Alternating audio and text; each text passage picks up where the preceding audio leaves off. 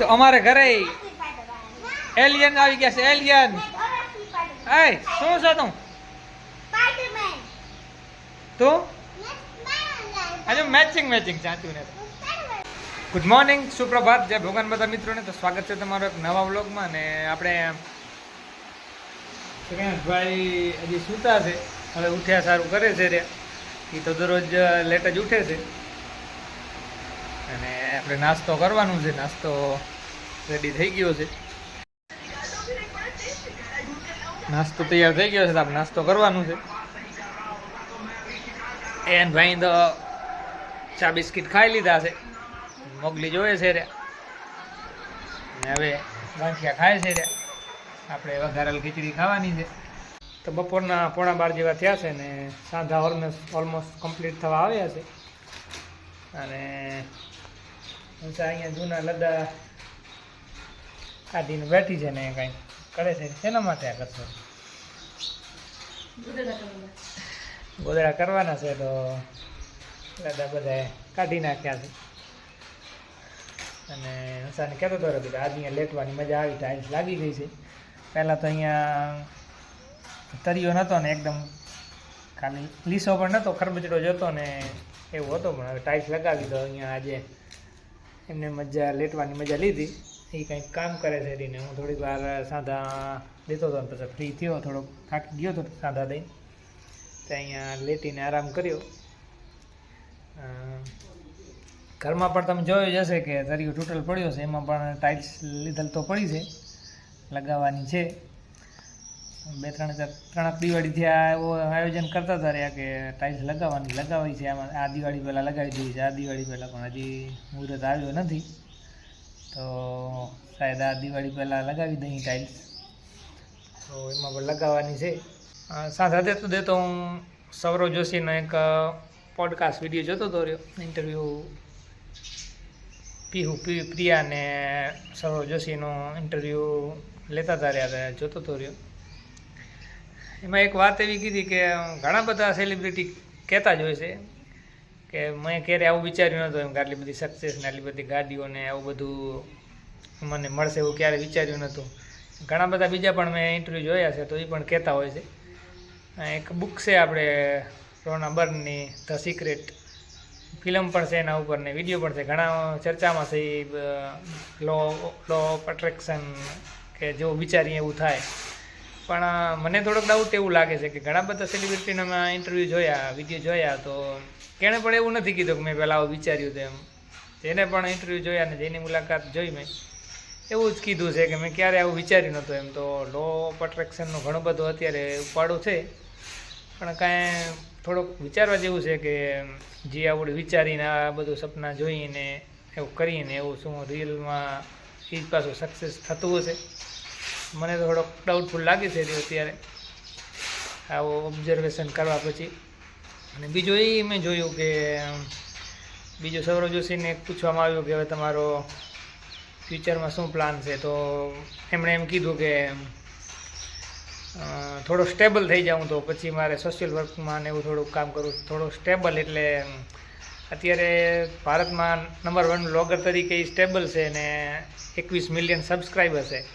તો પણ હજી એવી વાત કરે છે કે થોડો સ્ટેબલ થઈ જાઉં તો માણસની જર્ની ક્યાંય માણસને સેટિસ્ફેક્શન કે સંતોષ નથી, એ તો થોડોક સાબિત થાય જ છે આ વસ્તુ ઉપરથી. હમણાં થોડો ટાઈમ પહેલાં એક મારા ફ્રેન્ડ છે, આમ તો મોટી ઉંમરના જ છે, 70+ ના જ છે, અને સંન્યાસી જીવન જીવે છે રે.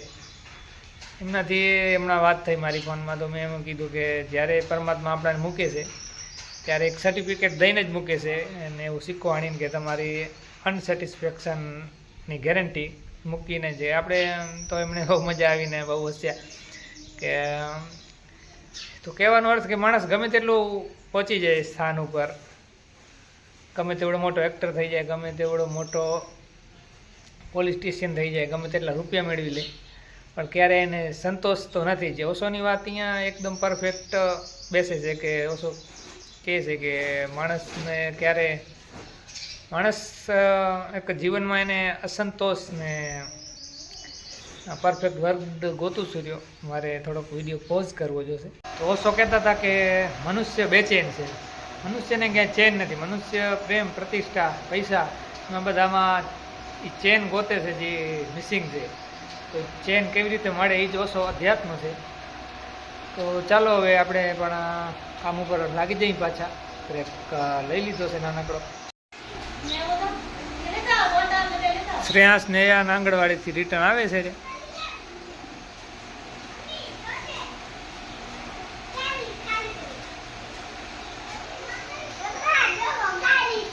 નાસ્તો લઈ આયા કે ખાઈ ગયા? હું જ ખાઈ આયા ને? વાહ શાબાશ, પૂરો કરી નાખ્યો. હા શું પૂરો? વાહ, ખોલ. શીરો ખાઈ આયા? વાવ, પૂરો કરી નાખ્યો ને? વાવ.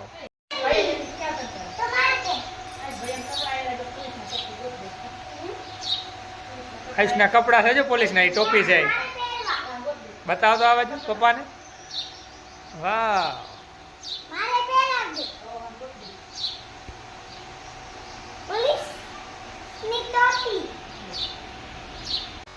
તાર નામ ચાચા હે? તો અયાન કેમ કે ચાચા? તાર નામ શું છે?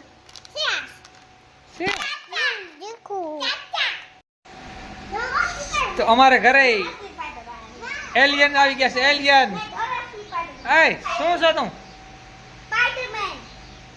તું હજુ મેચિંગ મેચિંગ ચાચું ને.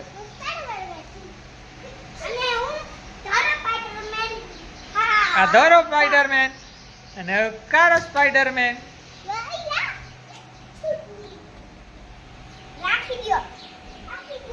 અયાન ભાઈ ગરમીમાં આવે ઠંડા ઠંડા નાવણીયાની મજા લે છે રહ્યા. પીતો નહીં. એ શ્રેયાસ નાઈ લે.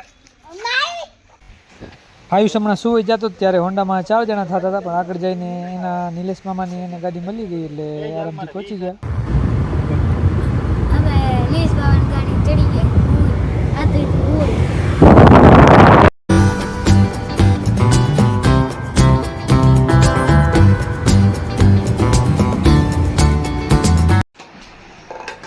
શું લઈ આવ્યો? કપડા બોટલ જાય રસરે બોટલ બતા અરે બતા લીયા છે. વાહ, મસ્ત કપડા લઈ આવ્યો યાર.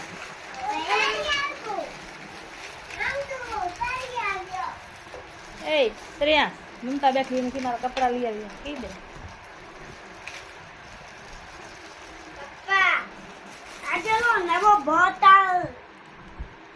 પપ્પા વાહ, કપડા સારા લઈ આવ્યો યાર. રાતે જેવો નવો બોટલ. પપ્પા સાથે એક દિવસ ગયો. પપ્પા પપ્પા પપ્પા જો જો જો મેલા કરે જો. જેવો આ શું બોટલ લઈ આવ્યા? હવે આ પેન કે ને મારી આયુષની છે. આયુષને આટલી હોય. શ્રેયાસની શ્રેયાસની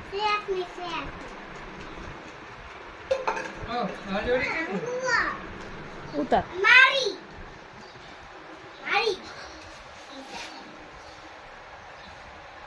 ના પેન્ટ એ મારી. કેટલી જોડી લઈ આવ્યા?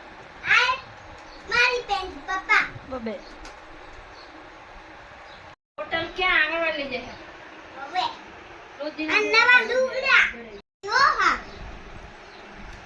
હવે મારે જોવા દો. આ શર્ટ કેનો? મારો